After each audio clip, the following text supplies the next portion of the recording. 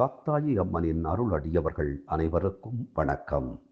இன்று உங்கள் இல்லத்தில் மகிழ்ச்சி அலை கரை புரள வாழ்த்துகள். அபிராமி அந்தாதி பாடல் எண் 49. மரண அவஸ்தை நீங்க.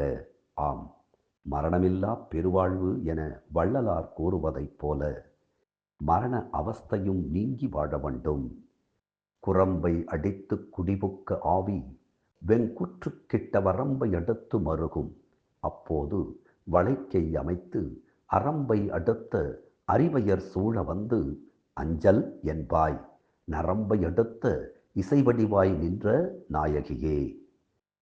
யாழின் நரம்பினின்று எழும் ஏழிசையன் வடிவாய்த் திகழும் அபிராமி அன்னையே, என் உடலைச் சேர்ந்து அதில் குடிபுகுந்த என் உயிர் கொடிய யமனுக்கு வசமாகி ஆயுள் எல்லையை அடைந்து மரண பயத்தில் நான் நடுங்கும் போது உன் வளைக்கரத்தால் என்னை அணைத்து அஞ்சாதே என்று காட்டி தேவ மகளிர் சூழ வருகை தந்து அபயம் அளித்தருள வேண்டும்.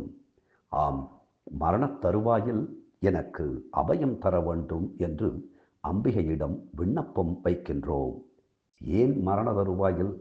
ஒவ்வொரு வினாடியும் என்னை காத்தருள வேண்டும் என்று காத்தாயி இடத்தில் விண்ணப்பம் வைப்பதில் பிழை ஏது? மரணம் என்பது அவஸ்தை இல்லை, ஆனால் மரணத்தை நினைத்து பயப்படுவதுதான் அவஸ்தை என்பதை புரிந்து கொண்டால் மரணம் அம்பிகையினுடைய திருப்பாதங்களிலே இருக்கின்ற போது, சிந்தை அவள் நினைவிலே இருக்கின்ற போது நிகழ வேண்டும் என்கின்ற பிரார்த்தனையை வைத்து விடுவோம். அதற்காகத்தானே அம்பிகையினுடைய திருப்பாத கமலங்களை மனதில் எப்போதும் தியானித்து கொண்டே இருக்கின்றோம். ஆம், அவள் நம்மை காத்தருளுவாள். தினம் தினம் அபிராமி அந்தாதி சிந்திப்போம்.